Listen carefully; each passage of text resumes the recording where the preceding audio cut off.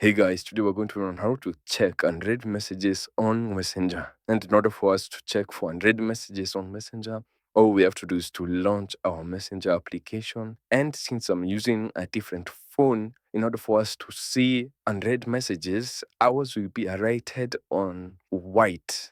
As you can see, I have two unread messages which are highlighted in white, and we can actually tap on that message and we can see what the unread message all about. If still in the case that you still have an unread message still appearing on your messenger, it might be that it's in the calls here at the bottom and the person might have called you but you are not available at that moment or you are not online. Another thing is that they might be at the marketplace. So you have to tap on the three lines, then tap on the marketplace, which is just there, and try to see which message is unread, or we can actually tap on the message request or the archive. Lastly, what we may have to do is to refresh our Messenger application, which is we are going to have to clear the storage by heading over to our settings and then tapping on app management, then tapping on app list. We're going to